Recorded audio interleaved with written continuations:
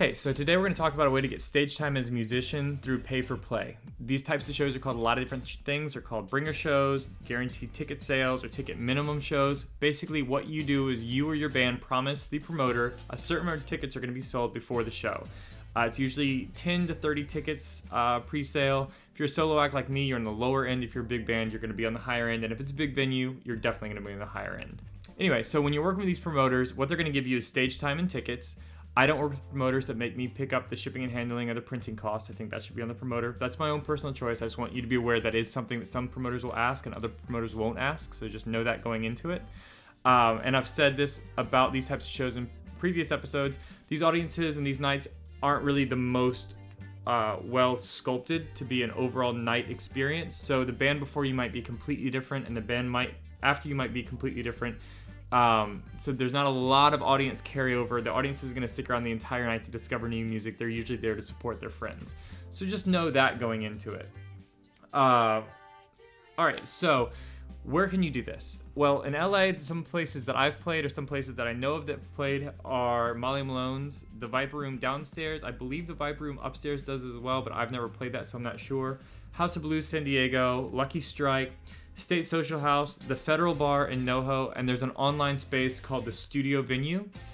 Now, how are you going to find out the promoters to contact? What you're going to do is you're going to pull up the website for these different venues. Like, for instance, Molly Malone's. If you pull up Molly Malone's right now and scroll through their off nights and their off nights or their lower weekends, you'll find places that say presents. Like right now it says the Bar Society presents or Surge Events presents. Look up Surge Events, look up Bar Society. You'll be able to find the contact for those people, submit your EPK, some music to them, and you usually get on their list. They'll then contact you with a number of venues that are available or that your music fits into. Just know ahead of time that you're going to have to guarantee tickets and you're going to want those people to show up. So don't overbook your roster with these types of shows.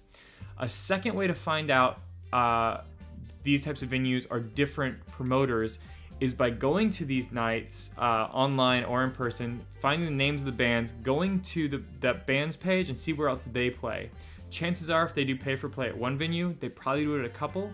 So you can pull up a few different ones, see the nights that they play, go to that night, and see the booker for that night. I know it seems like a lot of work, but this is stage time, and these are venues that are going to look good on a resume.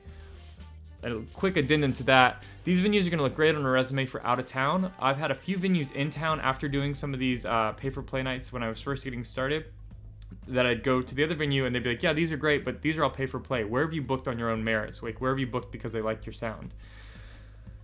Just keep in mind that might happen, so don't, like I said before, don't overfill your roster with these, but it's a great way to get on stage. It's cool to tell your friends, come see me at House of Blues. It makes it more of an event for your friends, especially if you're having trouble getting them to these smaller coffee houses and things. It seems like a bigger event. It seems cooler. So anyway, that's a great way to get stage time if you're up for pay for play. It's not all evil. It's not bad at all. A lot of people get a bad taste in their mouth from it. I don't. So good luck, and I hope I see you out playing pretty soon.